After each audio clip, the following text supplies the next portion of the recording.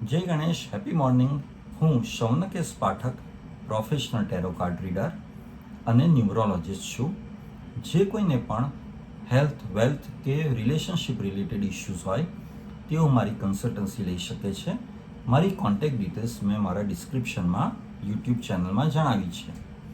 આજે હું તમને વાત કરીશ માસ્ટર નંબર 33 બાબતે. આપ જાણો છો કે કોઈની બર્થ ડેટ 33 ના હોઈ શકે, કારણ કે મહિનાની તારીખ છે 1 થી 31, એટલે કે કોઈનો મૂળાંક 33 ના હોય.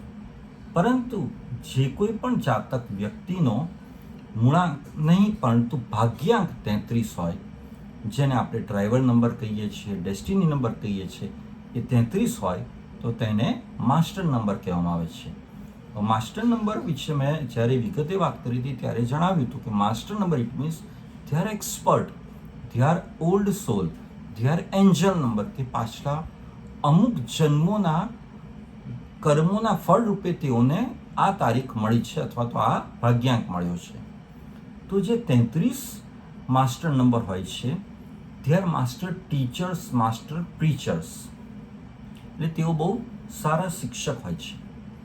અને 33 master number, 33 master number, it is totally different from remaining two master numbers. એટલે કે 11 અને 22 કરતાં આ માસ્ટર નંબર જે છે તે ટોટલી 360 ડિગ્રી ડિફરન્ટ હોય છે.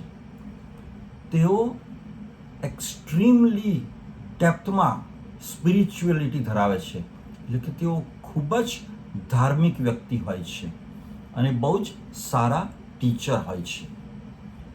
They are like shining stars, એટલે ધે આર લાઈક પાર્ટી કી જાન.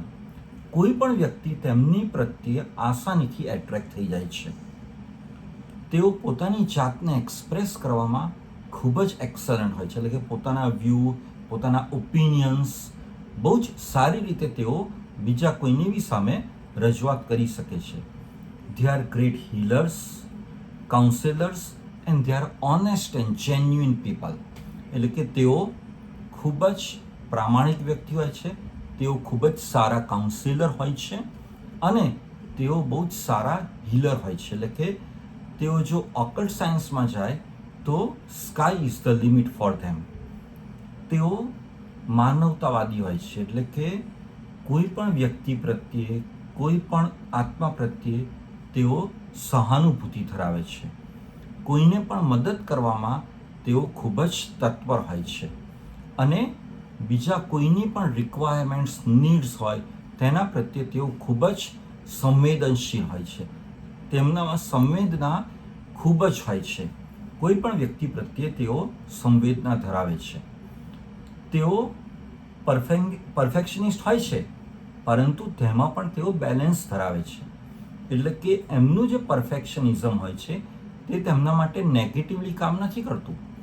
પરફેક્શન રહેવું પણ અમુક પ્રમાણમાં તે તેમનો નેચર હોય છે. તેઓમાં જે રિસ્પોન્સિબિલિટી એટલે કે જવાબદારીનો ભાવ હોય છે તે પણ એકદમ બેલેન્સ્ડ હોય છે. તેઓ પોતાના પરિવારને ખૂબ જ પ્રેમ કરે છે અને they are like nurturer for their family members. તેઓ એકદમ ક્રિએટિવ હોય છે, જોયફુલ હોય છે. હમણાં થોડી વાર પહેલાં જ મેં કહ્યું તે પ્રમાણે તેઓ પાર્ટી કી જાન હોય છે અને તેઓ ઇન્સ્પાયરિંગ પર્સનાલિટી ધરાવે છે. એટલે તેમનાથી કોઈ પણ ઇન્સ્પાયર, મોટિવેટ થઈ જાય તે પ્રકારના તેવા હોય છે. તો આ હતી માસ્ટર નંબર 33 બાબતે વાત. ખુશ રહો, મસ્ત રહો, સ્વસ્થ રહો. Thank you very much.